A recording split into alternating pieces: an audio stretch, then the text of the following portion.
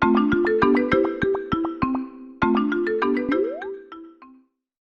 迎翻嚟 Silicon Valley，我係 Noob Noob，我係 Libby，我哋第一次露面錄音，係我哋第一次一齊錄音咯，其實係啊，唔係第一次咁樣用咪用成個 set up 咁樣一齊錄音。係啊，因為本來咧大家應該知道咧，我係 base 喺香港嘅 Noob Noob 咧係喺英國噶嘛，咁而家咁啱適逢 Noob Noob 咧就翻咗嚟香港啦，所以我哋就有機會可以一齊喺同一個時空間呢度錄。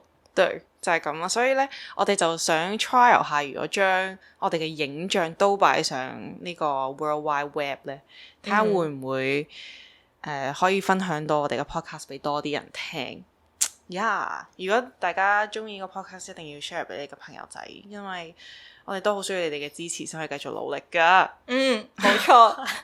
我哋未介紹自己啊。好，咁喺我哋開始今日嘅 topic 之前咧，可能第一次見到我哋樣子嘅大家唔係好知我哋係乜水啦，咁等我就輕輕又再介紹多次自己先。咁我係一個 base 喺 London 嘅做咗好多年嘅 software engineer 啦，但係最近咧就變咗一位 data scientist 咁咧 Libby 咧，我咧就係喺香港咧喺一間 startup 嗰度啦，做緊 product manager 嘅。係啦，跟住但係前提係我哋兩個其實做嘅嘢都同 AI 頗有關係啦，近年嚟，咁所以我哋都幾關注AI 嘅發展啊，或者係即係對我哋嚟講係我哋生活嘅一部分啦。咁都好想分享啲有關 AI 嘅趣聞俾大家知。係啦，咁我哋之前嗰幾集咧都有live demo 過點樣可以 prompt 一個 large language model，即係你哋認知嘅 ChatGPT 啊、Claude 啊之類嗰啲嘅 model 去幫我哋寫一啲 website 出嚟啦。咁同埋都有講過AI 會唔會取代咗我哋啦，係啦，咁大家可以去聽翻嗰啲 episode。咁但係今集呢，我哋係想 introduce 一個新嘅 concept，或者對好多人嚟講未必係一個新嘅 concept，但係可能對大眾用呢啲 LLM 嘅人嚟講，可能係一個佢哋唔會成日諗嘅 idea。係啦，就係究竟我哋其實用呢啲 LLM 嘅時候，對環境嘅傷害有幾大呢？係啊，同埋咧，大家有冇諗過，可能你 prompt 一個 ChatGPT 嘅 query 嘅時候，其實到底咧你喺度影響咗地球有幾多咧？即係你耗盡咗幾多嘅水，或者係你斬咗幾多棵樹？有冇諗過一啲咁樣嘅嘢咧？咁我哋呢一集都會想分享下俾大家，有一個新嘅 perspective 去睇。係，咁咧Libby 咧係數字人嚟噶嘛，即係佢每一日翻工就喺度計數啦，咁所以咧佢就幫我哋做咗一個少少嘅 analysis 啦。如果我哋將一個 prompt 嘅電量去 convert 做我哋平日自己日常用電嘅份量嘅話咧，耗電量嘅話咧，究竟會係幾多咧？同埋佢都計咗條數係。製造呢啲電嘅時候用嘅碳排放，究竟係等於一棵樹可以吸幾耐？需要吸幾耐先可以吸晒嘅碳？咁咧就可能大家會容易啲 visualize 究竟一個呢啲咁樣嘅 ChatGPT prompt 一個 query 究竟對我哋嘅地球有啲咩傷害？係嘅。咁咧俾少少概念大家啦。咁我哋咧香港根據我喺呢個 Google Search 嗰度睇到啦，我哋每個人平均每一日咧就會用16,400嘅 watt per hour 嘅電量啦。咁咧我就計啦，可能如果咧我哋每一日一個人大概會用 ChatGPT 去 prompt 佢30次嘅，咁咧大家可能唔知其實一個 ChatGPT 嘅 prompt 咧係用緊大概3個 watt per hour 嘅電，咁即係話當我哋一日就係用緊90 watt per hour 啦，咁轉翻做我哋每日平均到底個 percentage 係佔我哋每個人嘅用電量係幾多咧？其實咧係講緊係少過1%嘅，即係大概0.5咁上下啦。如果你計翻嗰條數，係咪好似比想像中少咧？其實可能即係感覺上好似唔係好似有少少微不足道嘅電量啦，但係其實佢都係我哋平日用嘅用量嘅以上再加負嘅一啲電量咯。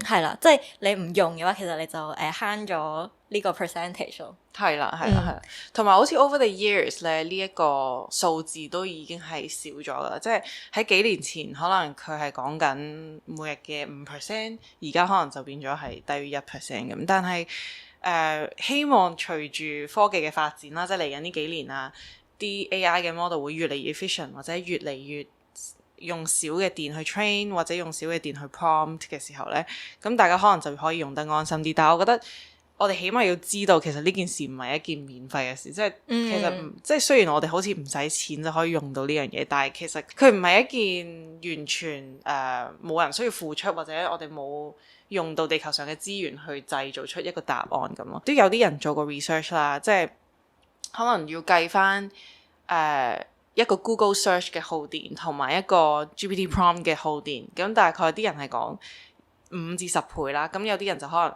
保守估計就係10倍，咁但係又或者可能有啲 PR 嘅成分喺入邊就話係5倍咁樣。係啦，咁但係我覺得5至10倍其實都多㗎，即係你如果你有一個問題係可以用一個 SEO friendly 嘅問題問，跟住你揾到答案，所有嘢都已經喺 website，你撳多兩撳去人哋個 website 度睇啲時間啊、開放時間啊，或者呢個地方有冇泊車咁樣，我覺得都唔需要問LLM 呢啲問題，即係其實係好多嘢已經喺 web 上面已經係可以你用腦撳幾個掣就已經揾到佢答案。係啦，咁呢啲情況底下係好方便嘅，即係可能你叫 ChatGPT 同你 plan 一日嘅行程，話晒俾你知你一日要去嘅地方由邊度泊車，由邊度揸去邊度，咁係真係好方便嘅。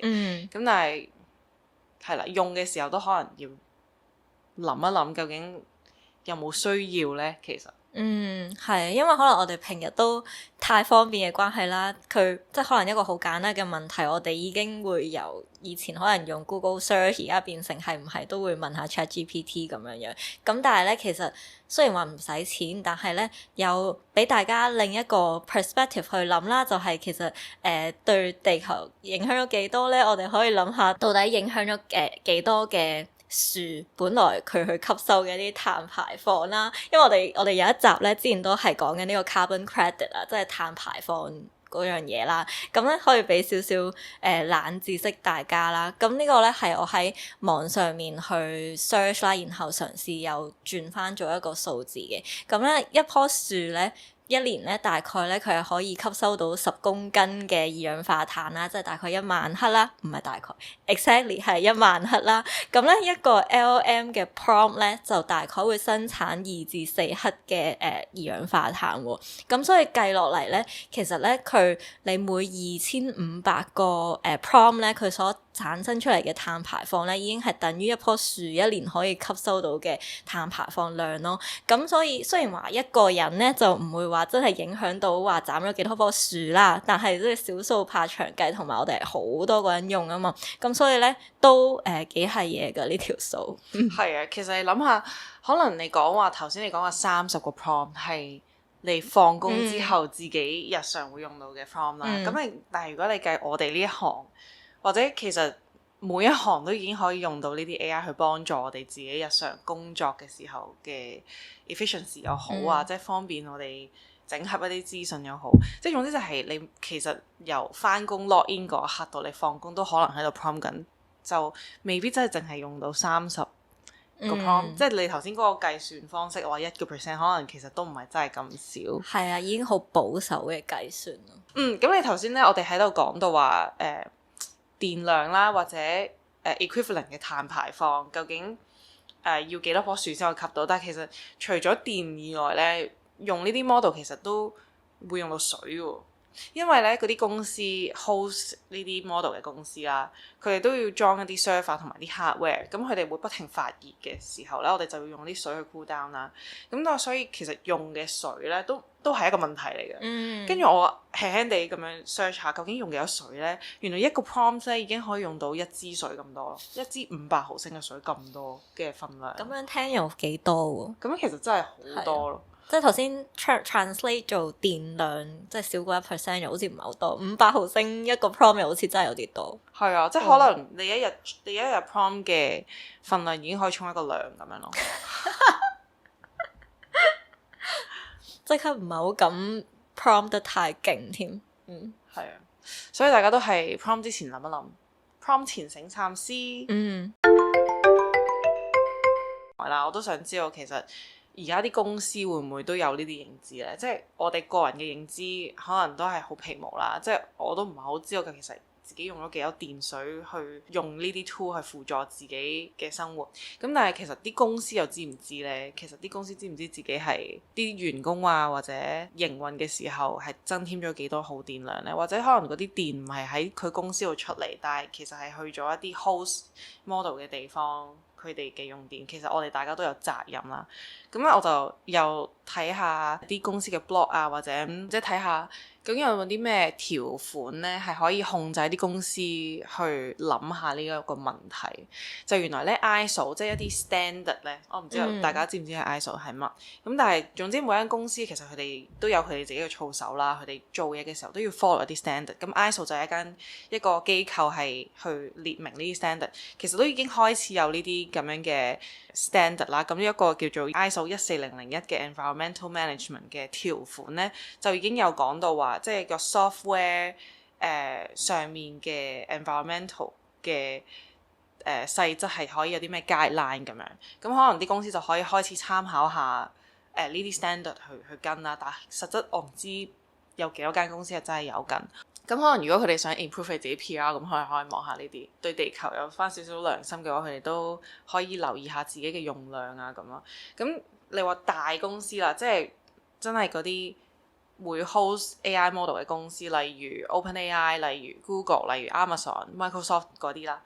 咁佢哋咧其實都已經有，即係佢哋話自己2023至2024年咧就會去到一個 net zero 嘅碳排放。咁佢哋通過點樣去達至呢個 net zero 咧，就係用你頭先講嗰啲叫咩 carbon credit， 即係可能佢哋就會買啲 carbon credit 去中和翻自己用嘅 carbon。咁但係前提就係佢哋首先要知道自己究竟花咗幾多 carbon 先，佢哋先可以去買啦。咁所以其實佢哋嘅透明度，即係佢哋要同大眾分享佢哋自己用嘅碳。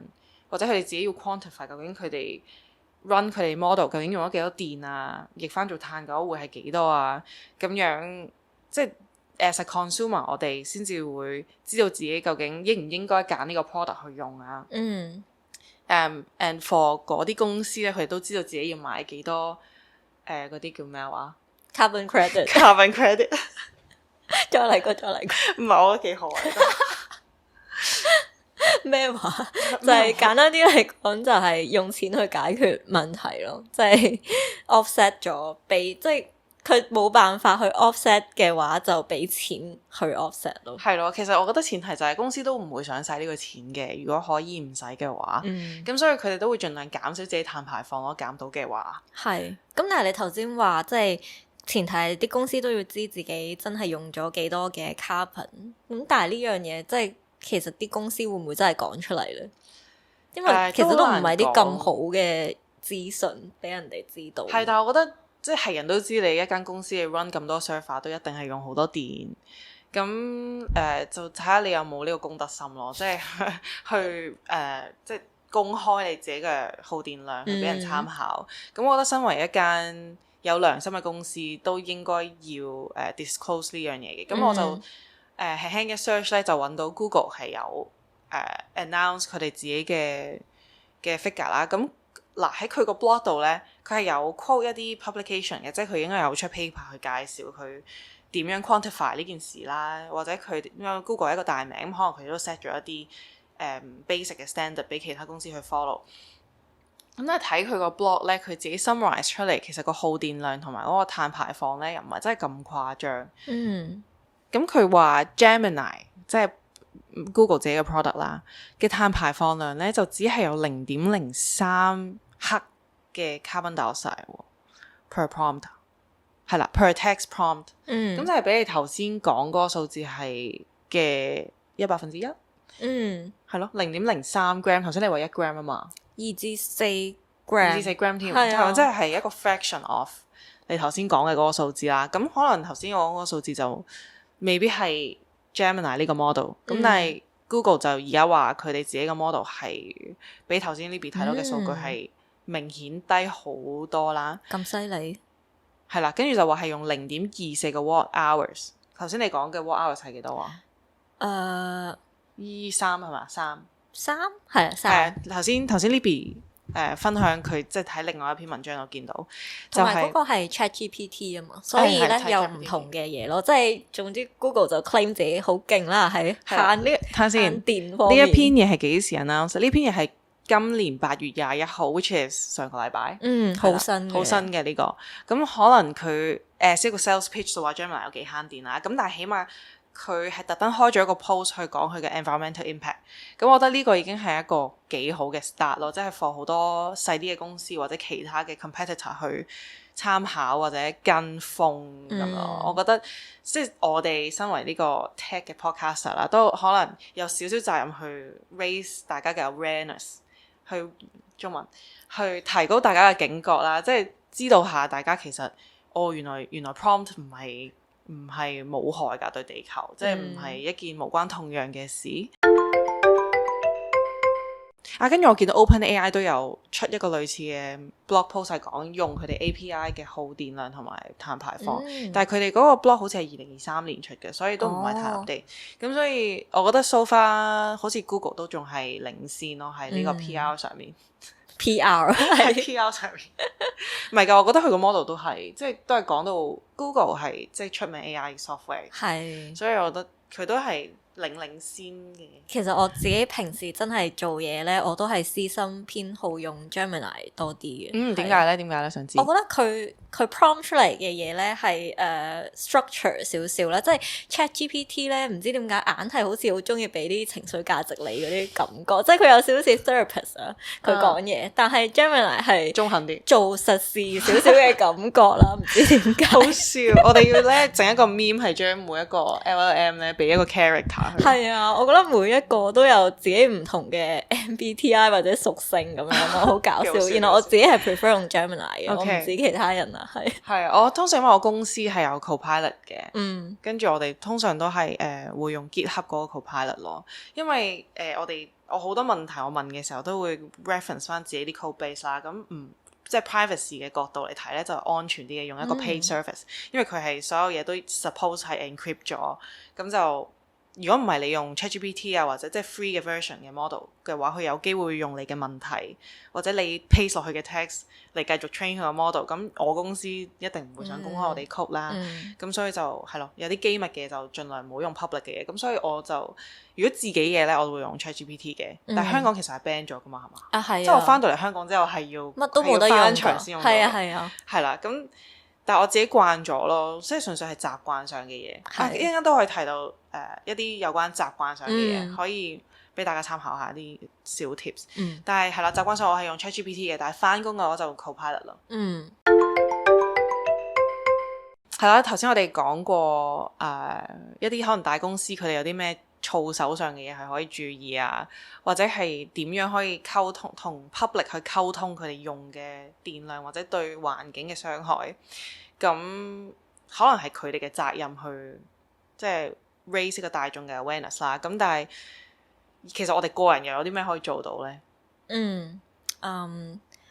唔使用 AI 嘅時候就唔好用 AI 咯。雖然我知呢個係好難，但係都好難咯。即係我哋可能2集之前先喺度鼓勵緊人用 AI， 跟住今日又話唔好用 AI， 真係好矛盾啊！即係飲少一樽水咯，因為你 prompt 嘅時候，咁又唔得喎，咁又唔得喎。係啊，咁所以點啊？我哋可以點算啊？我哋頭先喺開機錄影之前咧，都有諗過我哋可以點做啦。咁我覺得其中一個 option 就係用一啲輕便啲嘅 model 咯。咩叫輕便啲嘅 model？ 咁之前可能都有講過啦。每一個 model train 出嚟嘅時候咧，都係用好多 data。咁你用得越多 data，咁佢知道嘅嘢咪越多咯。咁所以如果你用一啲 lightweight 嘅 model， 即係例如用少啲 token 去 train 嘅 model 啊，當佢 train 嘅時候就已經係用少啲 data 啦。咁當你用佢嘅時候，亦都用少啲電咯。即係一啲可能真係會 efficient 啲 respond 得快少少嘅 model 啦，係咪？對，係即係總之係成嚿嘢 lightweight 啲。其實有時我哋都問啲咁簡單嘅問題，真係冇需要用到啲咁 intense 嘅 model。但係我覺得係身為一個 engineer， 我都成日都 run into 呢個問題，就係好多 over engineering 嘅問題。即係你望一個問題嘅時候，你就覺得哇，呢件事要用一隊軍隊去解決嘅。跟住當你起咗呢個 tool 係真係用成隊軍隊去起嘅呢一個 weapon，出咗嚟之後，我發現其實佢只係需要射一支弓出嚟去吉死一個人，咁就完啦。咁所以你就要慢慢去搣翻，究竟有啲咩係多餘嘅，有啲咩唔需要嘅。咁你再即係返璞歸真去翻，究竟解決一個小問題嘅時候，應該用啲咩 appropriate 或者啱啱好夠嘅資源就做到。咁我覺得喺我哋用緊，即係譬如啦，當然如果你係揾開放時間啊乜乜乜，頭先講嘅例子，你做一個 Google search 撳落去幾個 website 已經可以解決到嘅問題，就唔好搞 ChatGPT 啦。咁另外就係如果你揀，譬如你計數啊，或者做一啲好簡單嘅問題，就盡量揀一啲比較細少少嘅 model，即係可能舊幾款嘅，我覺得舊都未必係細。唔係㗎，唔係，因為佢每一個 model 推出嘅時候都會可能有 light version，你 Gemini 都有 light version，係啊，係啦，你 GPT4 都有個 mini version，好似係啦，咁你就盡量。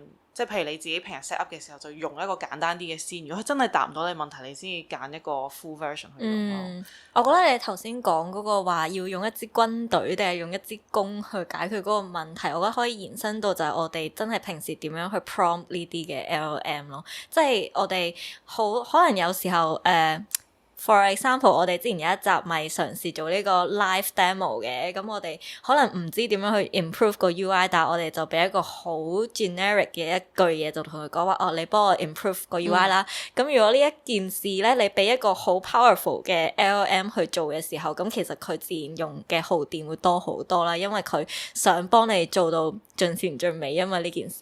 咁但係如果你其實自己有一個 idea， 你想解決係嘅問題係啲乜嘢咧？其實我覺得應該係要再 specific 啲去寫你自己想問嘅問題或者想解決嘅問題啦。咁嘅時候就即係 LLM 就會好清楚佢需要用幾多嘅 resources 去解決呢個問題，從而我覺得 somehow 都可以幫到我哋地球唔好耗咁多電咯。係，因為佢就唔使長篇大論咁樣去解釋，或者再問多你幾個問題，咁你又要再俾多幾個 prompt。去收窄嗰個範圍，係你一開頭俾佢一個更加清晰嘅問題咧，咁佢就知道 exactly 會點樣答你，係咪？冇錯。啊，係啦，跟住頭先咧咪講到話習慣上你用開邊個就會用邊個嘅，咁我唔知道大家點樣用開你哋啲 LLM 啦，但係我自己咧就係譬如曾經問過一條問題咧，我係習慣咧去翻嗰條問題度繼續。即係譬如啦，又係用呢個開放時間去做例子啦。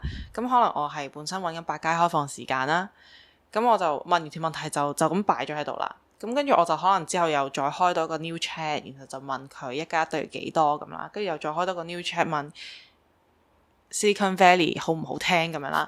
咁但係到我又要想問惠康開放時間嘅時候呢，我就會走翻去之前問百佳開放時間嗰個 tab。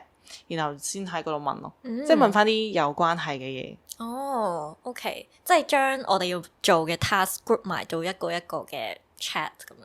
係啦，咁因為可能佢本身已經收窄咗一個範圍嘅時候呢，咁你下一次問翻類似嘅問題，你就唔使由頭 prompt 佢咯。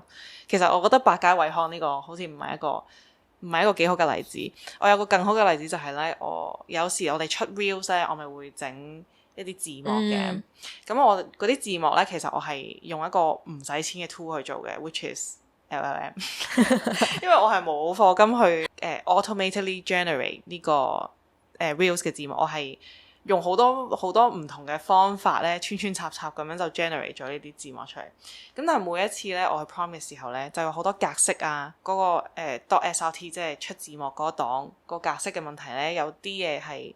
如果我自己逐個 space 啊，逐個 tab 去加落去咧，就會好麻煩啦。咁有時候我就會成段嘢抌俾 ChatGPT， 跟住等佢幫我格式化佢啦。咁但係咧，如果你每一次都要俾你點樣格式化嗰個 rules 佢嘅話咧，咁佢就每一次都要睇晒你啲 rules，然後再 apply。如果你去翻同一個 section 去，你就咁抌一個你今集想佢 generate 嘅字幕，咁佢就知道佢要用翻舊時嘅 rule。